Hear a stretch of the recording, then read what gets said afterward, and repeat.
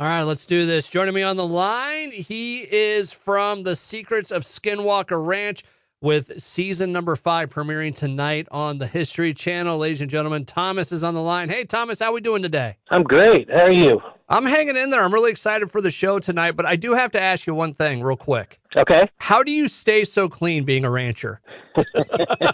Called editing.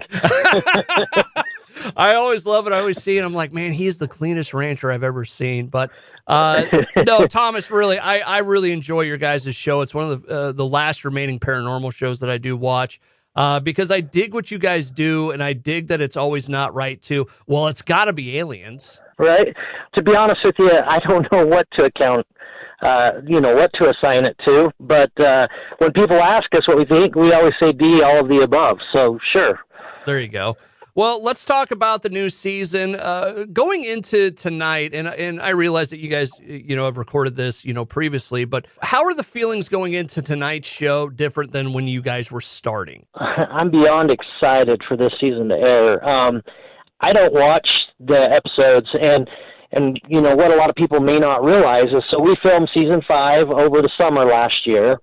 And we're out there for just shy of 4 months filming. Oh, wow. And then all those, all those, and it's intense. We film 12, 16-hour days every day over that 4 months. And then that gets condensed down to these, I don't know what there is, 14 or 15 episodes,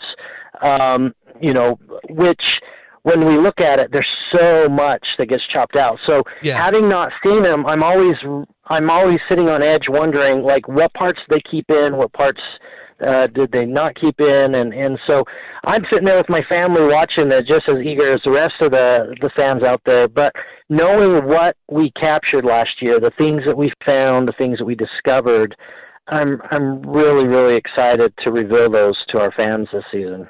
Thomas from the Secret of Skinwalker Ranch on the line with me right now, talking about the premiere of season 5, which is going on later on tonight on History. We'll have all the details and links and all that over at the website. But Thomas, what can you tell us about this upcoming season? I know that we got to keep some of it under wraps. I have watched the first episode, thanks to the folks at History. But what can you tell us about this upcoming season? How is it going to be different than previous seasons? What do you think is going to really blow people's minds? Well, really, I mean, it's like the first 4 seasons times 10 as far as the events that occur. Yeah, it was intense, and I have to say that there was multiple times during filming where I was genuinely concerned about the safety of the individuals on the ranch, just because of the things that were occurring, and they're going to see that on film as the show airs throughout the season, and the scientific method, which we are following, and sometimes with the editing and that, and showing the highlights, the audience will miss out on the tedious efforts of the scientists to go through and try to be meticulous with scientific method. But part of that is replicating what replicating your results. So to really figure out what's going on, we've got to figure out a way to duplicate what we're seeing. And I think the thing that makes season 5 really special is that, without giving away any spoilers, I personally feel like we're getting one step closer to being able to replicate some of the things that we're witnessing, which is really, really big. I got you. When it comes to the Mesa, that's always a big part of this. And there's probably reasons, but if there's something there and you really want to see it, what's stopping you guys from just bringing in heavy machinery and just taking it out, like digging it up? That's a really good question. So there's multiple answers to that. So the first thing is we're, and in season 5, you're going to see this more than ever. Okay. We're seeing a lot of unexplainable energies, and I'll just leave it at that. Okay. That's tampering with our equipment, and we don't know what's causing it. So once you change something, you can't go back and put it back the way it was. Okay, that makes sense. And so we want to be very careful as we start going into this mesa because, as you saw from last year, when the drill bit was hitting something, we were seeing unusual things happening on the with the radio frequencies and the RF spectrum, right? So what happens if we go in there and we go in like a bull in a china closet, and we take big equipment, start tearing it apart, and all of a sudden it goes away, and we don't even know what it was that we did that stopped it. So we're really taking by doing this like a biopsy and trying to do the minimal invasive things first. And then you look at the end of the day, if all these biopsies don't tell us what we need to know, then it's time for surgery. And then you get the big equipment and you go in. The other issue with it is, if I could pick the most dangerous place on the mesa to have a site to be excavating and drilling, this would be one of the two places. Okay. And it's like a big game of Jenga. We brought a crane in and started pulling rocks and realized we've removed everything we can without bringing a rock slide down on top of us. So wow. It's a really, really dangerous part of the mesa, and it just poses so many challenges in getting equipment in there. Can it be done? Sure, but not without absolutely just devastating the front of the mesa. And we don't want to do that unless it's last option. As somebody that's watched the show and playing armchair quarterback on some of this, sometimes it's like, just dig it up. There's a little bit of that, well, if there's something that big, do we really want to see what it is? Yeah. So I can assure the audience, our goal is not to milk this for 20 seasons and drag it out. I can tell you that we're just as eager to see what's inside that mesa as everybody else. And so here's the thing is, our investigation goes on 365 days a year, literally. Yeah. We film for 4 months of the season, and because we discovered this during filming, we really don't do anything on it outside of filming, because we feel like the audience is on that ride with us. And so if we were to discuss, if we were to go ahead and excavate, dig in there and find it outside of the series, that's kind of disappointing to those that are along for the ride with us. And so the budget and the time constraints, we do everything we can in those 4 months to get in there. And I tell you what, season 5, we went over time and over budget trying to get into that mesa to figure out what's going on. So I think the audience could be interested to see what we found and see the efforts that we put into. We're not trying to milk this out. Thomas from the Secret of Skinwalker Ranch on the line with me right now, talking about the season 5 premiere coming up later on tonight on History. We'll have the details on the page.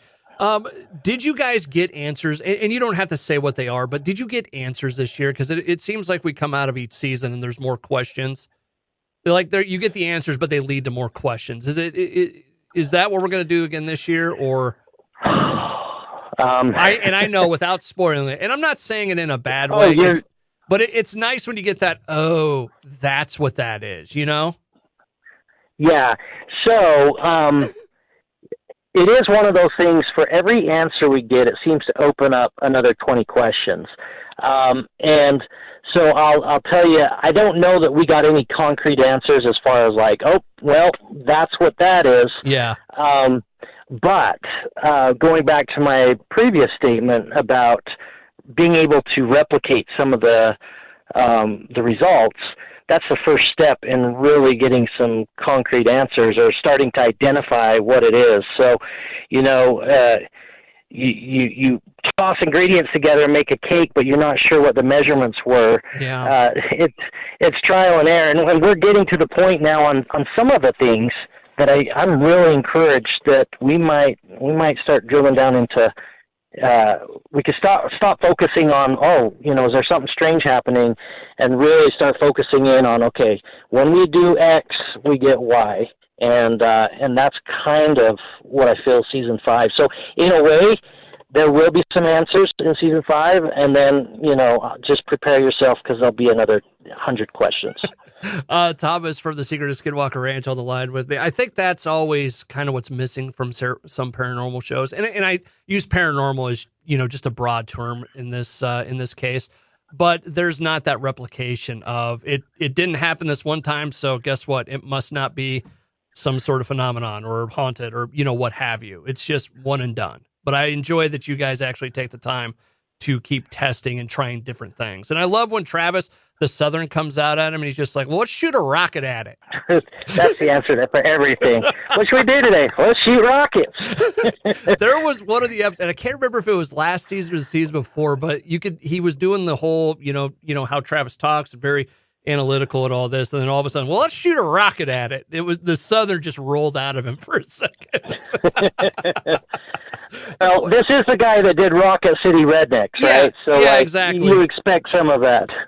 Let me ask you something. Going to him for a second, was it last season or the season before that you guys found out that he was working with the government? Yeah, I believe that was between season 3 and 4 when we found that out. Do you know, and this is just a curiosity question, do you know if that time when he was working with it and nobody knew, if you guys would have stumbled across something really crazy or, what have you, could he have shut it all down? No. Okay. No. So Travis is very much part of the team. We love him dearly. He's contributed so much. Yeah. But it's important to remember that Brandon, this is a privately owned ranch. And Brandon owns it, and Travis has been a guest scientist. Okay. Eric Bard is our lead investigator, and it's important to note that that's before the Schumer-Rounds Act. I don't remember if that passed or not, but giving the government eminent domain over these type of things. But no, Travis, even if we discovered something crazy, he wouldn't have been able to, by himself, he wouldn't have been able to shut it down. That's not to say that, someone in the government wouldn't have tried, but it's a privately held ranch. They would have had a legal challenge on their hands. When he came out and said that, I wondered if that was like, if you came across something, it's like, wow, there's 100% something going on here. We need to shut this down, grab all the camera. I wondered if that was possible. Now, I will say, there's been times where we've had things happen, like the day that he got the radiation poisoning back behind Homestead 1 and that. There's times like that just from a health and safety aspect of things where we will shut it down and evacuate everybody out until we can get a handle on what's going on. There have been things that have occurred where we've shut it down just because there was national security implications at stake. That night that the Black Hawk flew over top of us, we had a NOTAM out, which is a notice to airmen, and aircraft were not supposed to be flying within a 2-mile diameter of the ranch, below 3,000 feet. That helicopter was at about 300 feet. They flew right through a no-fly zone and put themselves and us at danger. Those kind of things we will, if we need to, we'll shut down and report those immediately as well. Let me ask you this. I mean, with the world of strangeness of, Skinwalker Ranch to the side, how unnerving is it to have these flyovers from military aircraft? Some of them aren't a big deal. Some of them you see, and they're so, broad daylight.